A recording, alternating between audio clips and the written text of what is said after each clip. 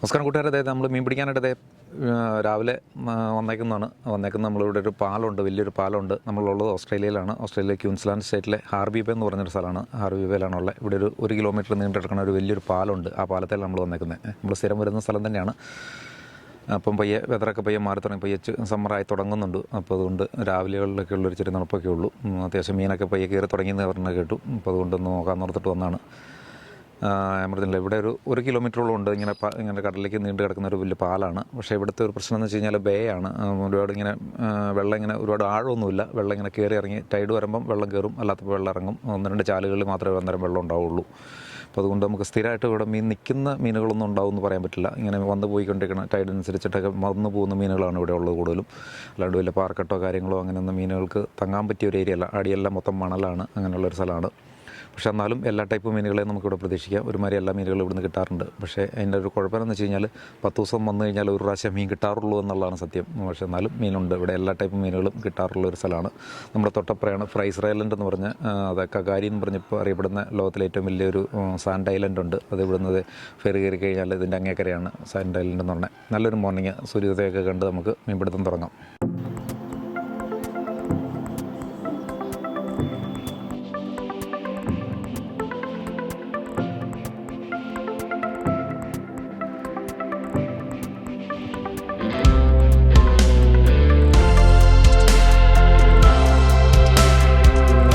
ഇപ്പോൾ ഓസ്ട്രേലിയയിൽ തന്നെ പലയിടത്തും പല നിയമങ്ങളാണ് ഫിഷിങ്ങിന്. ഇപ്പോൾ ക്യൂൻസ്ലാൻഡിലാണെന്നുണ്ടെങ്കിൽ നമുക്ക് ലൈസൻസിൻ്റെ ആവശ്യമില്ല. പക്ഷേ നമുക്ക് ഓരോ മീനും ഓരോ സൈസ് ലിമിറ്റുണ്ട്, ബാഗ് ലിമിറ്റുണ്ട്, അങ്ങനെയുള്ള കാര്യങ്ങളൊക്കെ ഉണ്ട്. അതെല്ലാം ഫോളോ ചെയ്തേ നമുക്ക് മീൻ പിടിക്കാൻ പറ്റുള്ളൂ.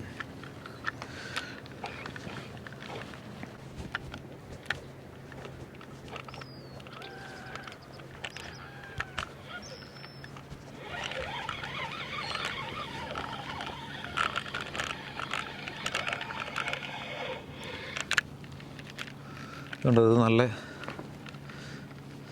മത്തി പോലെ ഇരിക്കുന്ന മീനാണ്. നല്ല ലൈവ് ബൈറ്റാണ് ഇത്. പക്ഷേ ഇതിൻ്റെ ചെറിയ സൈസ് ഉണ്ട്. ഇതിൻ്റെ ഗ്രീനും ഉണ്ട്, ഒരു യെല്ലോ ലൈനുള്ളതുണ്ട്, ഇല്ലേ ഗ്രീൻ ലൈനുള്ളതുണ്ട്. അതാണ് ഏറ്റവും നല്ലത്. ഇതിൻ്റെ ഇച്ചിരി ഒരു പൊടിക്കോടെ ചെറുതുണ്ട്. ആ ടൈപ്പാണ് ഏറ്റവും നല്ല ലൈവ്. ഇവിടെ മാക്രലിന് ഏറ്റവും നല്ലത് ആ ടൈപ്പാണ്. ഉണ്ട് നമ്മുടെ നാട്ടിലെ തനി മത്തി പോലെ ഇരിക്കും.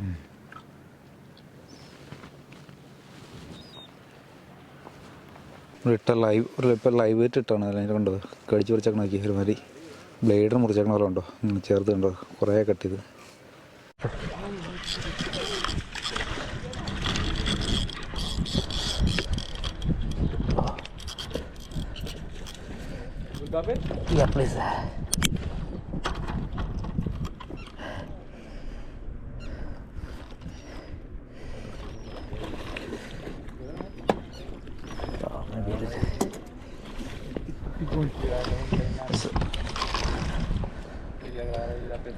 Is it legal? What do you think?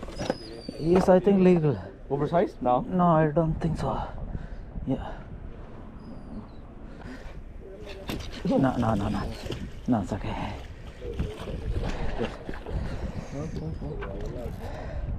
No, the other side. No.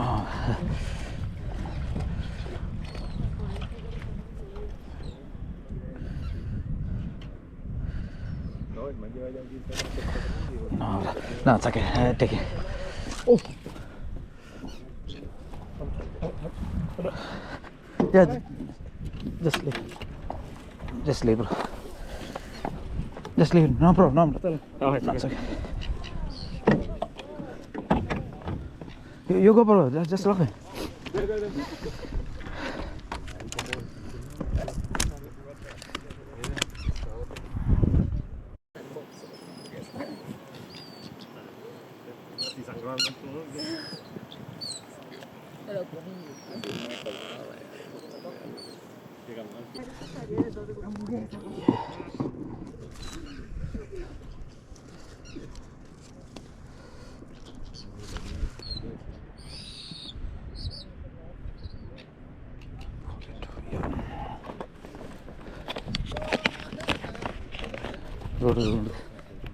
നല്ല ഫ്ലാറ്റ് ആയിട്ടാണ്. ഫ്ലാറ്റ് ആയിട്ടത് 40 തൊട്ട് 75 സെൻറ്റിമീറ്റർ ആണ് ലീഗൽ സൈസ്. 65 സെൻറ്റിമീറ്റർ. ഇവിടെ ഉണ്ട് നമ്മൾ വന്നത് തന്നെ നമുക്കൊരു ഫ്ലാറ്റ് ആയിട്ട് കിട്ടി. ഒരുപാട് നാൾ കൂടിയിട്ട് മീൻ പിടിക്കാനായിട്ട് വന്ന പാലത്തെ വന്നാണ്. ഫ്ലാറ്റ് ആയിട്ട് നല്ല മീനാണ് ഉണ്ടത്. ഇവിടുത്തെ ഇഷ്ടമുള്ളൊരു മീനാണിത്. നമുക്ക് ഇതിന് മുമ്പ് ഒരു പ്രാവശ്യം പണ്ട് റിവർ ഹെഡിൽ നിന്ന് ഒരെണ്ണം കിട്ടിയിട്ടുണ്ട്. ഇത് അത്യാവശ്യം സൈസുള്ളത്. ഇത് 65 സെൻറ്റിമീറ്ററാണ്. ഇത് 40 സെൻറ്റിമീറ്റർ തൊട്ടിട്ട് 75 സെൻറ്റിമീറ്റർ വരെയാണ് ഇതിൻ്റെ ലീഗൽ സൈസ് എന്ന് പറയുന്നത്. 40 സെൻറ്റിമീറ്റർ 75 സെൻറ്റിമീറ്റർ കഴിഞ്ഞ് കഴിഞ്ഞാൽ പിന്നെ ഇത് ഫീമെയിൽ എന്തോ ആവും. അപ്പോൾ അങ്ങനെ ആക്കി കഴിഞ്ഞ് കഴിഞ്ഞാൽ പിന്നെ നമുക്ക് ഇതിനെ എടുക്കാൻ പറ്റില്ല. അങ്ങനെ എന്തൊക്കെയുള്ള കേസുകളുണ്ട്.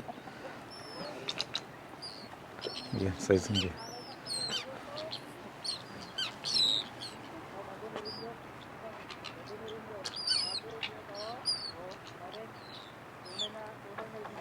നമുക്ക് കിട്ടിയ ലൈവ് വെയിറ്റ് തന്നെയാണ് കിട്ടിയ കേട്ടോ. ഇത് ലൈവിലും അടിക്കും. ചെറിയ ഷാഡൊക്കെ എറിഞ്ഞ് കഴിഞ്ഞാൽ അതെല്ലാം അടിക്കാറുണ്ട്.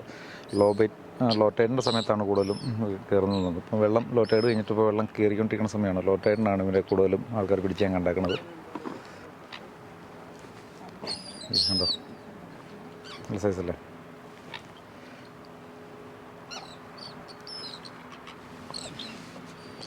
തെരണ്ടി ഉണ്ടോ 2 വെള്ളത്തിന് മുകളിൽ കൂടെ നടക്കുന്നത്.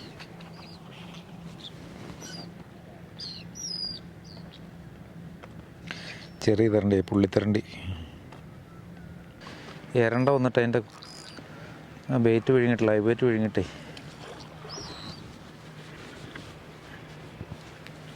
പണിയാക്കി.